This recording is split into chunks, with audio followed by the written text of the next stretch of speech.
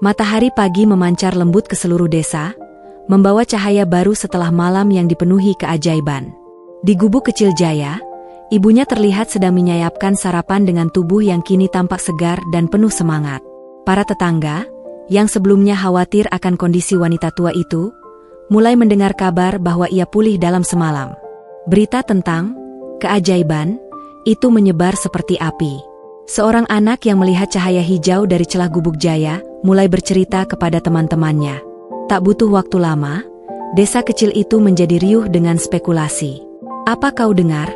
tanya seorang wanita di pasar desa, suaranya berbisik penuh antusiasme. "Ibu Jaya sembuh dalam semalam. Ada cahaya aneh dari rumah mereka." "Cahaya hijau? Itu bukan hal biasa," jawab yang lain, matanya melebar. "Mungkinkah ini ulah roh atau makhluk gaib?" Desas-desus ini akhirnya sampai ke telinga kepala desa, Pak Wirya, seorang pria tua yang dikenal bijaksana namun selalu skeptis terhadap hal-hal yang dianggap tidak rasional. Ia memutuskan untuk mengunjungi rumah Jaya sendiri, membawa beberapa tetua desa untuk mencari kebenaran. Ketika Pak Wirya tiba di depan rumah Jaya, ia menemukan pemuda itu sedang bekerja di ladang kecil di samping rumahnya. Jaya, yang tidak menyangka kunjungan mendadak ini, segera menyeka keringatnya dan menghampiri mereka. "Selamat pagi, Pak Wirya. Ada yang bisa saya bantu?" tanya Jaya dengan sopan. Pak Wirya mengangguk pelan, matanya menyipit seolah mencoba membaca situasi. "Kami mendengar kabar bahwa ibumu sembuh dalam semalam. Dan ada cerita tentang cahaya hijau yang aneh di rumah ini. Apa yang sebenarnya terjadi?" Jaya terdiam sesaat. Ia tidak tahu bagaimana menjelaskan keajaiban yang ia saksikan malam itu. Ia juga merasa enggan melibatkan Nyai Roro Kidul, yang selama ini ia anggap hanya seorang wanita miskin yang membutuhkan bantuan. "Saya tidak tahu pasti, Pak," jawab Jaya akhirnya. "Yang saya tahu, ibu saya tiba-tiba sembuh. Mungkin itu kehendak Tuhan." Pak Wirya mengangguk pelan, tetapi jelas dari ekspresinya bahwa ia tidak puas dengan jawaban itu. "Bolehkah kami bertemu dengan ibumu?" Jaya mempersilakan mereka masuk. Di dalam rumah, Ibu Jaya menyambut para tamu dengan senyuman hangat, tubuhnya terlihat lebih bugar daripada beberapa hari sebelumnya. Para tetua desa memandangnya dengan kagum, tetapi juga dengan rasa ingin tahu yang mendalam. "Bu, maaf mengganggu," kata Pak Wirya. "Kami hanya ingin memastikan apa yang sebenarnya terjadi. Apakah kau merasa ada sesuatu yang aneh sebelum kau sembuh?" Wanita tua itu menggeleng pelan, tetapi kemudian melirik Jaya dengan ekspresi yang sulit diartikan. "Hanya ada rasa damai yang tiba-tiba datang, seperti ada kekuatan yang menenangkan saya." Pak Wirya tampak semakin penasaran. "Kekuatan? Apa kau melihat atau merasakan sesuatu yang tidak biasa?" Sebelum wanita itu bisa menjawab, Nyai Roro Kidul muncul dari dapur, membawa seember air. Penampilannya yang sederhana membuat para tamu langsung mengenalinya sebagai pendatang asing yang menjadi bahan perbincangan. Mata Pak Wirya mengarah padanya, penuh kecurigaan. "Dan siapa ini?" tanya Pak Wirya dengan nada tajam. "Saya hanya tamu di sini," jawab Nyai Roro Kidul dengan tenang. Matanya yang dalam memandang langsung ke arah Pak Wirya, membuat pria tua itu sedikit gugup meskipun ia berusaha menyembunyikannya. "Aneh," gumam salah satu tetua desa. "Sejak wanita ini datang, terjadi hal-hal yang tidak biasa." Suasana mulai memanas. Beberapa tetua mulai berbisik, jelas mempertanyakan kehadiran Nyai Roro Kidul di desa mereka. Namun, Jaya segera maju, melindungi wanita yang telah menjadi tamunya. "Nyai tidak ada hubungannya dengan apa yang terjadi," ujar Jaya tegas. "Dia hanya membantu kami. Jangan menuduh tanpa bukti." Namun, meskipun Jaya membela, tatapan penuh curiga dari para tetua tetap melekat pada Nyai Roro Kidul. Mereka tidak mengatakan apa-apa lagi, tetapi suasana menjadi semakin tegang. Nyai Roro Kidul tahu bahwa ini hanyalah awal dari kecurigaan yang mungkin akan mengancam perjalanannya di desa ini. Malam itu, suasana desa dipenuhi ketegangan yang tak biasa. Bisikan-bisikan tentang keajaiban dan kehadiran wanita asing yang tinggal di rumah Jaya semakin memuncak. Beberapa penduduk mulai berkumpul di balai desa, membicarakan apa yang telah mereka lihat dan dengar. Desas-desus bahwa wanita itu adalah sosok misterius atau bahkan entitas gaib mulai menyebar. Di tengah malam yang diterangi cahaya bulan, Nyai Roro Kidul duduk di luar gubuk, memandang ke arah samudra yang jauh. Ombak yang lembut seolah berbicara padanya, memanggilnya untuk kembali. Ia tahu waktunya hampir tiba. Rahasianya mungkin tidak bisa disembunyikan lebih lama, terutama dengan semakin banyaknya perhatian yang tertuju padanya. Jaya keluar dari gubuk, membawa secangkir air hangat untuk Nyai Roro Kidul. Ia duduk di sampingnya, melihat wajah wanita itu yang tampak lebih serius dari biasanya. "Nyai," ujar Jaya dengan nada pelan. "Ada sesuatu yang ingin aku tanyakan, tapi aku takut menyainggungmu." Nyai Roro Kidul menoleh, matanya memancarkan ketenangan meski ada ketegangan dalam suasana. "Katakan saja, Jaya. Aku tidak akan tersinggung." Jaya menarik napas dalam.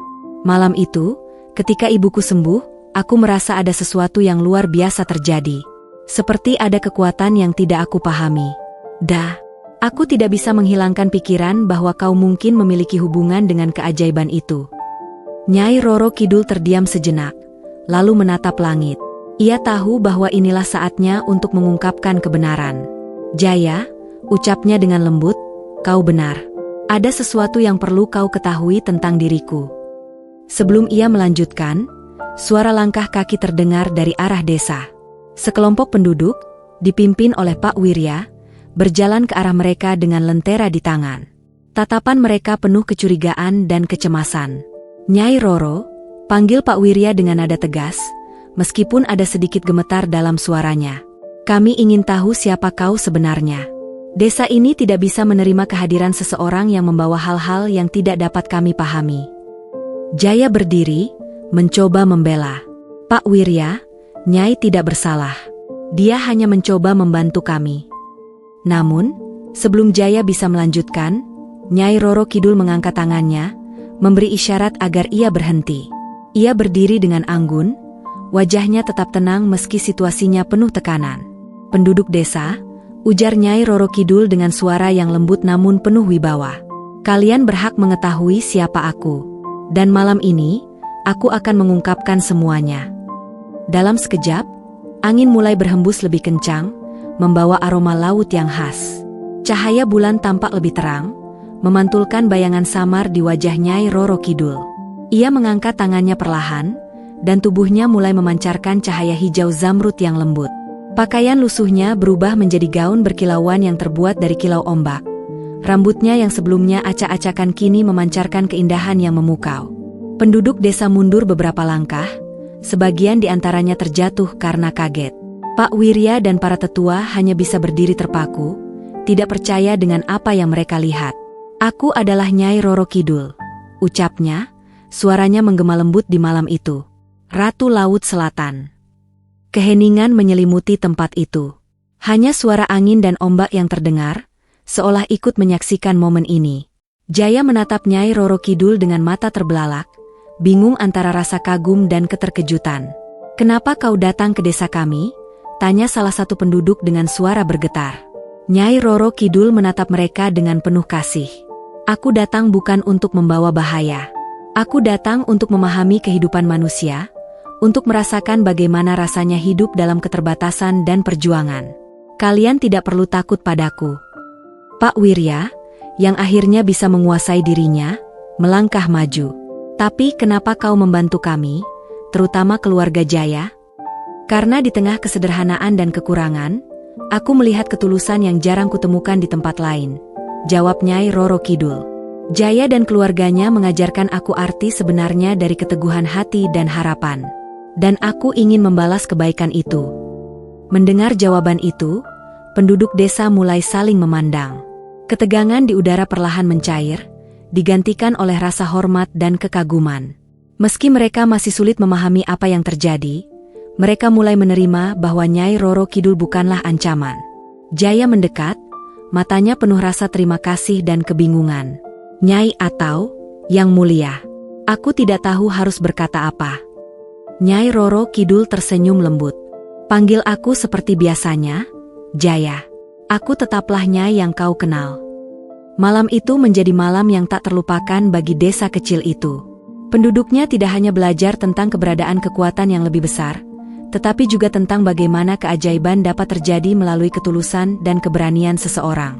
Malam itu, keheningan menggantung di udara setelah pengungkapan besar oleh Nyai Roro Kidul. Cahaya zamrud yang sempat menyelimuti tubuhnya perlahan memudar, membiarkan keindahan malam desa kembali tampak alami. Namun, di hati Jaya, badai kebingungan tak kunjung reda. Jaya berdiri mematung, memandang wanita yang selama ini ia kenal sebagai Nyai. Tatapan matanya penuh campuran emosi, takjub, takut, dan bingung. Nyai, atau Yang Mulia, bagaimana ini mungkin? Mengapa kau memilih desa kami? Mengapa kau menyamar seperti ini? Nyai Roro Kidul tersenyum lembut, mencoba menenangkan Jaya. Jaya, aku tahu ini sulit bagimu. Tapi dengarkan aku. Aku tidak datang untuk menakut-nakutimu atau siapapun di desa ini. Aku datang karena ingin memahami kehidupan manusia lebih dalam. Jaya menggeleng pelan, mencoba memproses semuanya. Tapi kau adalah Ratu Laut Selatan, penguasa samudra. Hidupmu seharusnya penuh kemewahan dan kekuasaan. Kenapa kau mau meninggalkan semua itu untuk menjalani kehidupan yang sulit seperti ini? Mata Nyai Roro Kidul terlihat berkabut sejenak, mengingat kembali alasannya. Karena aku merasa ada sesuatu yang hilang dalam kemewahan itu, Jaya. Aku bisa memerintah laut, tetapi aku tidak pernah benar-benar memahami apa arti kehidupan. Di dunia manusia, aku menemukan hal-hal yang tidak bisa kubeli dengan kekuasaan, ketulusan, perjuangan, dan keberanian untuk bertahan meskipun dalam kesulitan. Jaya menarik napas dalam-dalam, mencoba menenangkan pikirannya.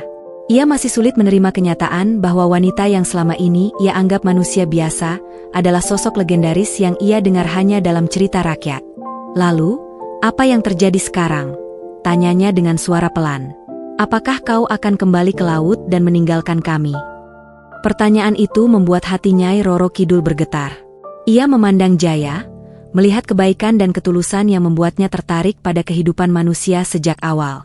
Aku belum tahu, Jaya, jawabnya jujur. Tapi aku merasa tugasku di sini belum selesai. Suara langkah kaki terdengar dari belakang mereka.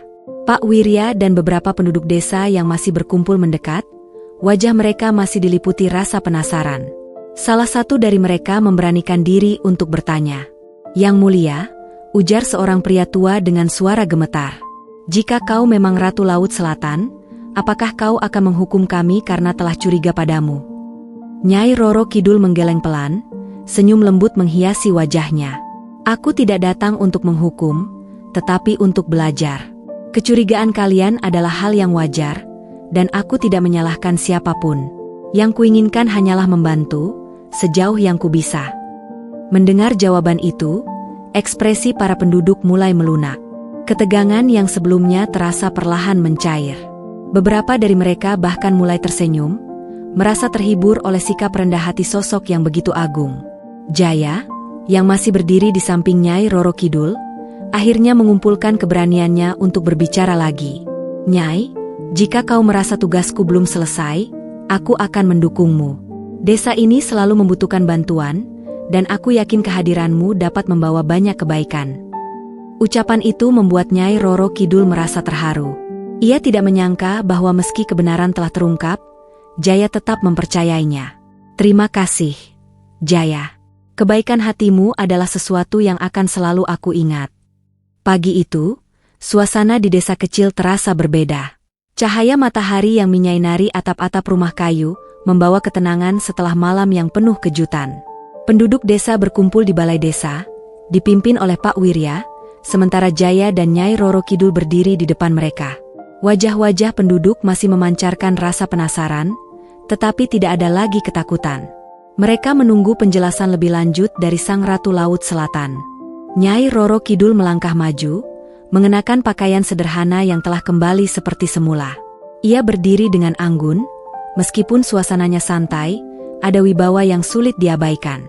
Suaranya lembut, tetapi setiap kata yang ia ucapkan bergema dalam hati setiap orang yang hadir. Penduduk desa, ia memulai, aku tahu pengungkapan jati diriku tadi malam mengejutkan kalian. Namun, aku ingin kalian tahu bahwa aku tidak datang sebagai penguasa, tetapi sebagai pembelajar. Aku ingin memahami apa artinya menjadi manusia, bagaimana kalian bertahan dalam kesederhanaan, dan bagaimana kekuatan hati mampu mengalahkan semua kesulitan. Orang-orang mendengarkan dengan khusyuk, beberapa di antaranya menundukkan kepala, merasa malu atas kecurigaan yang sempat mereka tunjukkan. Namun, Nyai Roro Kidul melanjutkan dengan nada penuh kehangatan. Selama aku di sini, aku telah belajar banyak hal.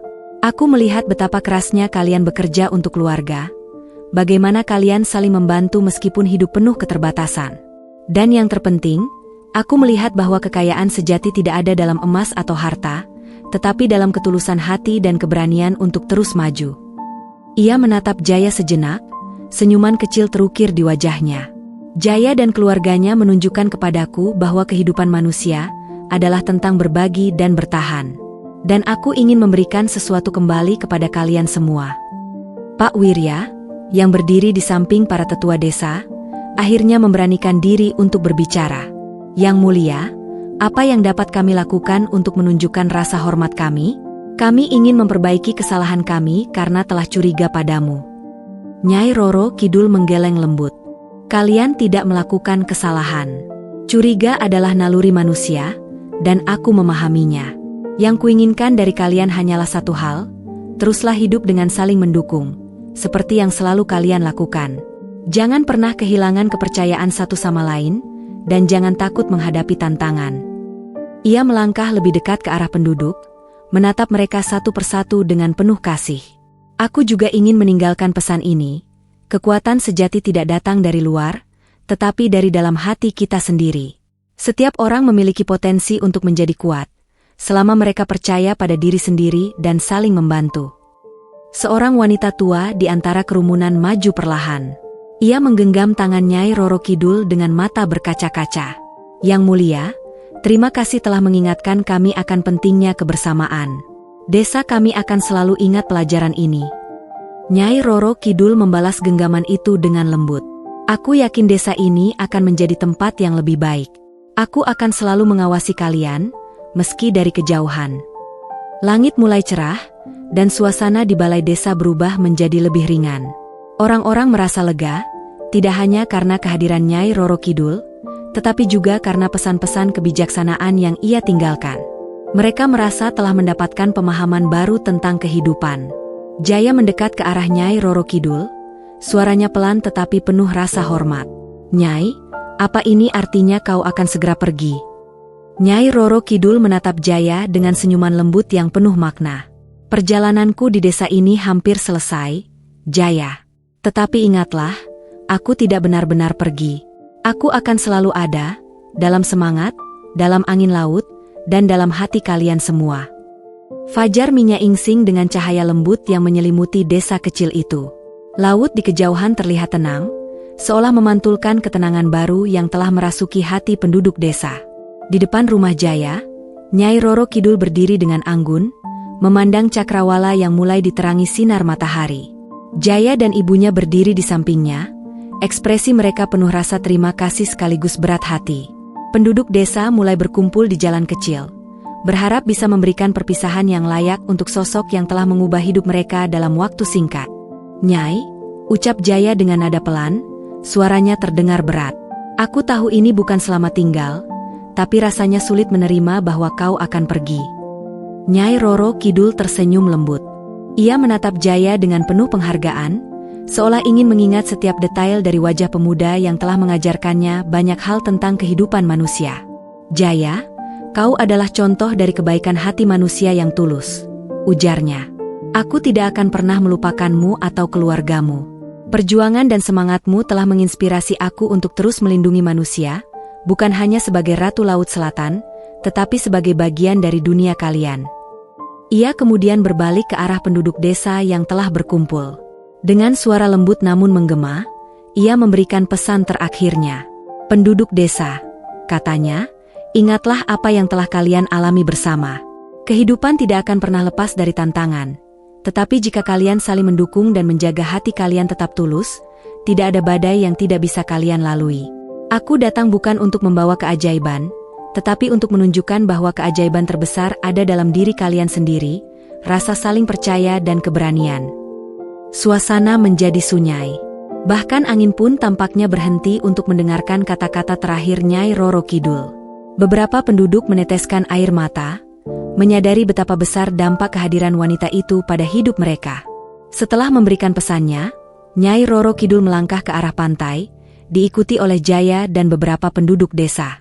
Ombak laut terlihat lebih besar dari biasanya, seolah menunggu untuk menyambut sang ratu kembali ke tempat asalnya. Sesampainya di tepi pantai, Nyai Roro Kidul berhenti dan menatap Jaya untuk terakhir kalinya. "Jaga desamu, Jaya. Kau adalah pemimpin yang lahir dari ketulusan hati, dan aku percaya kau akan membawa perubahan besar di sini." Jaya mengangguk, menahan emosi yang membuncah di dadanya. "Terima kasih, Nyai. Aku tidak akan melupakan pelajaran darimu." Dengan satu gerakan anggun, Nyai Roro Kidul melangkah ke air, gaunnya yang berkilauan seperti menyatu dengan ombak. Dalam sekejap, tubuhnya berubah menjadi cahaya zamrud yang memancar ke seluruh pantai, meninggalkan aura damai yang luar biasa. Ombak pun perlahan kembali tenang, seolah melindungi rahasia besar yang baru saja terjadi. Penduduk desa berdiri di tepi pantai, terpaku dengan apa yang baru saja mereka saksikan. Namun, hati mereka kini dipenuhi harapan baru. Mereka kembali ke desa dengan tekad untuk menjaga pesan yang telah ditinggalkan oleh Sang Ratu Laut Selatan. Jaya, yang masih berdiri di tepi pantai, menatap lautan yang tenang. Ia tahu bahwa meskipun Nyai Roro Kidul telah kembali ke kerajaannya, semangat dan pelajarannya akan terus hidup dalam setiap langkahnya. Kisah Nyai Roro Kidul dan desa kecil ini adalah pengingat bahwa kekuatan sejati terletak pada hati yang tulus, keberanian menghadapi kesulitan, dan kemampuan untuk saling mendukung. Bagaimana kisah ini menyentuh hatimu? Klik tombol like dan subscribe sekarang juga. Jangan lewatkan kisah-kisah lain yang penuh inspirasi, misteri, dan pelajaran hidup. Tinggalkan komentar tentang bagian favoritmu dari cerita ini, dan jadilah bagian dari komunitas kami yang terus mencari makna dalam setiap kisah. Sampai jumpa di cerita berikutnya.